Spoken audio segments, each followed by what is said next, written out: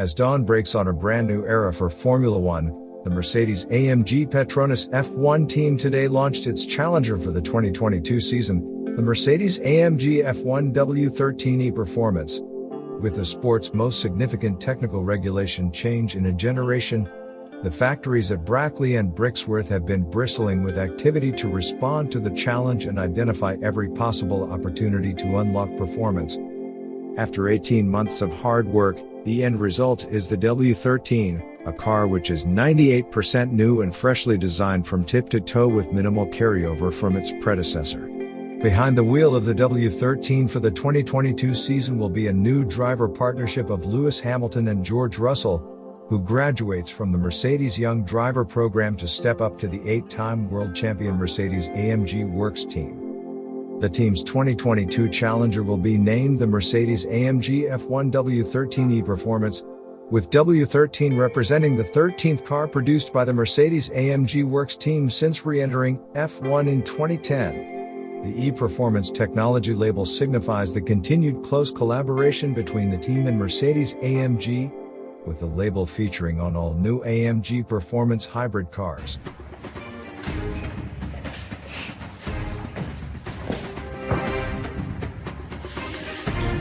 Wow. There she is in all her glory. Absolutely magnificent. So this must be a big moment for you both, but coming to you first, George, how does it feel to see the car in the flesh? It feels incredible. Obviously, both Lewis and I have driven so many laps in the simulator of this. We've seen all the drawings, we've had so many meetings and presentations about it, but suddenly seeing it all come together, seeing all of the men and women who have put so much hard work and grit into making this and coming together here, I think it looks incredible. And I think, you know, the silver back, we've had an incredible livery with the black over the past couple of years, but the silver back on track, I think, is going to look incredible. Really, really does. Now, you've been part of many a shakedown over the years, Lewis, but does it feel just as exciting as ever? It does. I mean, it just takes you back to being a kid. I think it's always exciting watching. I mean, with this new era of car, we've never seen such a drastic change, right? So it's such a huge change in so many ways that it's just been really interesting seeing the designers and everyone coming together to find the best ways of creating a masterpiece. And we have no idea how it's going to handle. We have driven laps on the simulator, but making sure that we get the right correlation. That's why I think George is out first today. I think I'll be out after him. And, you've timed that quite well. Yeah. I mean, the weather is insane. Yeah. Exactly. Brings a whole new meaning to the word shakedown, doesn't it? Absolutely. Well, Lewis, you just said it there. The regulation changes this time around are huge, and they've been put off by a year due to COVID. So fans are incredibly excited to see this car, but they also hope that it's going to bring closer racing and more overtaking. So from the driver's perspective, do you think that's what it's done? I will have no idea until we drive it, but yeah. I mean, that's something that everyone and all us drivers have always wanted, is closer wheel-to-wheel racing. You see more of that, obviously, in the lower ranks when you get down to go-karts, but as you get up and further into, obviously, the pinnacle of the sport, it's harder and harder to follow. So I really, really do hope that this delivers what they say it's going to deliver. But again, this is just the first step. I'm sure it will evolve through the year. But yeah, it's probably one of the most exciting times, probably like my first year, seeing a new car that I've never driven. It feels like a first again. Absolutely. Well, talking about evolution and, you know, the competitive spirit, does the competitor in you make you curious to see the other car launches and see how the other teams have interpreted the rules? Definitely, because I mean, I've been going to the wind tunnel over time and just watching and seeing the thing evolve. And that's what's one of the most exciting things about our sport, is we have no idea what the other teams are doing. We have no idea, once we put this thing on track, how it's going to interact with the road, and we don't know what the others are going to bring. And there could be some surprises. There's going to be an interest. There'll probably be different steps between week 1 and week 2 of testing. So yeah, I guess our job is just to focus on our job and our task, which is getting on top of this and really trying to dial in and understand it so we can hit the ground running. Absolutely. Now, George, new season, new team, new car. So where do you even begin to start to put together your job list, and where do you set your priorities? I think you have to go in with an open mind. I think it's almost important not to set too many targets or too many goals, because we don't know what this is going to offer. And you can't go in with too many preconceived ideas, and we've got so much change. It's the biggest change we've ever seen with the cars, but then we have the tyres as well, and how that's going to work together. Obviously, with myself working with a new team, with a new set of engineers, we just have to keep an open mind and be dynamic to the situation. And as we said before, I'm sure there's going to be so much change, so much development across the course of the year. And I think that's where we really want to focus on, because we know there will be drastic improvements, we hope improvements, as the season progresses, and that's where we need to make sure we're on the right side of that. Yeah, it really keeps you on your toes, doesn't it? We touched on it already, Lewis, but we know just the sheer amount of hard work that's gone in, the busiest winter ever, I'm sure. Can we just have a word from you both on the team effort that's gone into producing this? Well, with all due respect, you won't know, because there's over 2,000 people who works the craziest hours to put these things together. I mean, this huge floor that we have this year, I mean, I was just told of the amount of hours it takes to put this floor together would blow your mind. It's hundreds and hundreds and hundreds of hours just into building a floor. So incredibly proud of everyone, as always, just to see everyone so focused year on year. It's, you know, we've just done something no one's ever done, and winning an 8th world title, constructors title. And to see them so hungry and driven and focused and taking all their experience and the emotion of the end of the year and putting it into this year's car is inspiring. It's empowering. And I'm looking forward to getting out. I'm sure you are itching to get out on it as well, George, but just tell us your appreciation for the team as well. Oh, it's absolutely incredible. You really do see it, and even after I've had a long day in the simulator and you think you'll be one of the last ones there, you walk out and it's all dark, and you still see everybody sat in their offices, because this is their car, this is their engine, and they believe in it, and they really want to do everything they can to see it succeed. And that is just so inspiring for me as a racing driver, and you know, that puts the pressure on us to go out there and perform, because these guys are there working day and night to deliver a beast. And as I said, it's truly inspiring, and it's down to us to put it on the track today, see how it feels. I don't think Silverstone in this storm is going to be the most representative, but obviously we have Barcelona next week, and I mean, the race is just around the corner. Come on then, be honest. Are you like the new boy where you try and stay really late to earn the brownie points? I'm the last to leave. Turn the lights out as I go. I can try, but I won't be, because there's always somebody later. But no, I think it's everybody's willing. You know, nobody's forced to do it, but they are doing what is necessary to try and have that advantage and that upper edge on our competition. And as I said, that's just absolutely incredible to see. And you know, as Lewis stated, they've won 8 titles in a row. Nobody has ever done that before. But the motivation to go out and do it again and achieve even more success is incredible. How they can maintain this level of workload and pressure and still deliver. Fingers crossed, but I believe we have a good car underneath us. Great. George, Lewis, thank you both so very much. We cannot wait to see this out on track. Best of luck for the season. Thank you very much. Cheers. Thank you. OK, now we've heard from the drivers. Now it's time to find out more about from the people leading the teams who've created this incredible car and power unit. So please welcome Technical Director Mike Elliott and Managing Director of Mercedes-AMG, Hal Thomas. How are you both? Well, thank you for joining us. They deserve a bigger round of applause than that. Come on.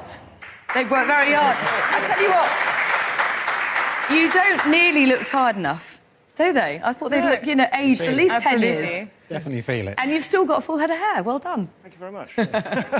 Well, Mike, the car looks incredibly fierce, but we're desperate to know more about it. So can you tell us some of the key features that we can see here that have had to change for this season? I think, to be honest, like most Formula One cars, the interesting bits are under the skin. You know, we've had a massive regulation change for this year in aerodynamics particularly, and that's changed the complete shape of the car. And in order to deliver this sort of shape, it's a huge amount of work. Pretty much everything has to change, everything from the front of the car to the back. I think pretty much only the steering wheel is carryover. And to be able to get the shapes that we want in aerodynamics, we've had to package everything as tightly as we can. We've had to work really closely with Hal's guys to be able to get the sort of tightness we've got in the bodywork you can see in front of you. So the car will continue to evolve, but I think the real work is what's under the skin. Yeah, no wasted space. Now, obviously, there's parts of the car that will always remain mysterious so that other teams can't spy on them. But just tell us what areas you've been looking at as opportunities, if you like, to gain a competitive advantage. I mean, the reality is that the biggest change is the aerodynamic rule change. And so it's about trying to understand what that means to us. You know, what changes in the flow features, how can we recover that? How can we produce the best car we possibly can in that world? And when you do that, you're then looking for every other opportunity you can get. You're looking at how you can package things so that we can get that aerodynamic performance that we want. And that's a massive team effort. And it takes a lot of group working, a lot of concept development, and then a lot of how do we turn that into something that we can actually make, something that's going to work and something that's going to survive on the track. And that's not only within the site at Brackley, but that's also working with our colleagues at Brixworth, working together to try and produce something that we've got in front of us. Yeah. Absolutely. Well, now talking about your colleagues at Brixworth, Howell, this year we're seeing the biggest changes to the power unit since the new formula was introduced in 2014. So can you tell us a little bit what we can expect from the power unit this season? Yeah, I mean, look, if we've done a really good job, what you should expect from the power unit is not to see very much of it. Yeah, not to know anything about it. Nothing about it. No issues. No. What we strive to do is to have a really easy, quiet race weekend, so that all the guys that do the setup work, the guys driving the cars, they can concentrate on getting the car to work. The power unit's just quiet and it does what it's meant to do when it's meant to do it. What we're looking to have is the power unit and the chassis working together really harmoniously so that the drivers and the whole team get that opportunity to compete for race wins. And quick question to you, Mike. We're talking about that harmony there. We're also talking about a very high rate of development, which often happens with new regulations. And the drivers have touched on it already. It's just going to be flat out all year, isn't it? It is, yeah. I mean, that's how we want it. This is a massive challenge that we've faced. We started from a brand new set of rules. We were given the shape of the car to start with. Nothing's copied over from last year. And that's a big challenge. We're doing it in a world where we've got far less around us in terms of cost cap, in terms of aero testing restrictions. But, that's what we want as engineers. That's the challenge we want. And it will keep developing through the season, and it will be a proper fight with the opposition. Which you are ready for, no doubt. We can't wait. Come on. Yeah. Now, Hal, your partners at Petronas provide the fuel and the lubricants for all 8 Mercedes power units on the grid. Can you tell us a little bit about how the sustainable content of the fuel this year has potentially created new challenges? Yeah, for sure. So, as you said, there's a change in the regulations. So it's an E10 fuel. So 10% of the fuel will be ethanol and from sustainable stock as well. So, a small step on the way to where we need to get to. And that's changed the way that the fuel works in the engine. It's changed the combustion. And we've had to do a lot of work on the engine and, of course, with our colleagues and the team at Petronas in order to make the engine and the fuel work together again in the way it didn't quite when we got that 10% fuel ethanol into the fuel. Fantastic stuff. Thank you both very much indeed, Mike, Hal. Been fascinating. Great stuff. And good luck for the season. Get some sleep at some point, promise us. OK, now we've heard from the drivers, our technical engine bosses on the car. So now we probably have to ask the boss back up there to see what he makes of this beauty. Toto Wolff, please come back and join us. So we asked Lewis a bit earlier, Toto, whether he still gets excited. Do you? Do you share that enthusiasm, or is it a bit nerve-wracking? No, I absolutely share Lewis's enthusiasm when you see the ready product here. When people think about a Formula One team, they see all of us on track, the 100-odd people that we are. But as I said before, there's more than 2,000 that have been working on the power unit and the car, and this is their creativity and their grit and their skill coming together. And we've had, that's a little bit of an insight, situations where we had to tell people not to work too many hours, because when you go towards 100 hours a week, this is where you need to stop. But so much sweat and tears have gone into this car, and here it is, and now we just need to make it drive fast. Thankfully, no blood, though. I'm glad you jumped over that one. Yeah, I left the blood out because we're not into bleeding. Excellent stuff. Now, George has touched on the fact that it's not representative conditions today, but what do you hope to gain from the shakedown? What are you looking out for? I think as the word shakedown says, it's just shaking it and see whether it holds together. Silverstone generally in February is not the greatest place to drive racing cars. I remember the temperatures are actually quite good today. We had -degrees here already, and it's anyway raining only in the UK, so we have rain. It's representative. And yeah, we see that if just everything runs smoothly, all the sensors tell us the right data. Well, Toto, we saw an incredible championship battle last year. Social media is booming. Netflix is bringing new audiences to F1, and TV audiences are growing. So would you say F1 is in the best shape it's ever been? Yes, it is. And I spoke to someone, I asked someone in the paddock who has been in Formula One for more than 30 years and a clever person, last year, what do you think of Formula One? Is it the best ever you have seen? And he has had the Senna years and the Schumacher years and all of that. And he said, it's the best ever.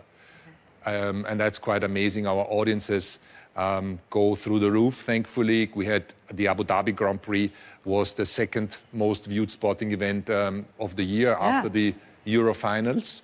And we had 108 million viewers compared to 101, I guess it was for the Super Bowl. Yes, great stat that, isn't it? It's great stuff. And by the way, you guys are contributing a lot, also with the show you provide and the content.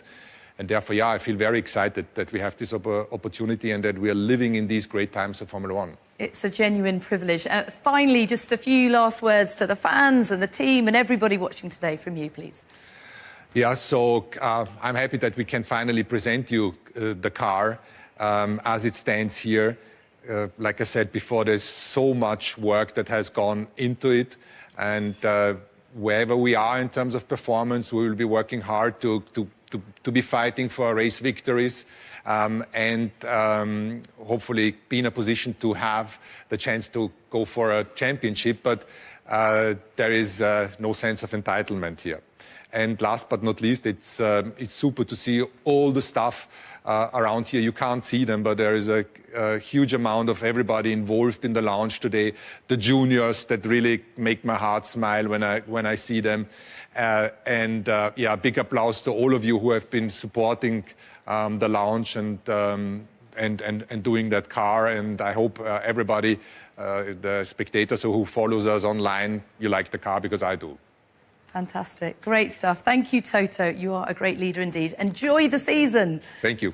Oh, that's all from Mercedes-AMG for now, but George and Lewis will be taking this beautiful machine out onto the track a little later today, and we'll be sharing that with you across the Mercedes-AMG F1 social media channels, so make sure you follow us there. And from Naomi and I, it's goodbye. It's goodbye.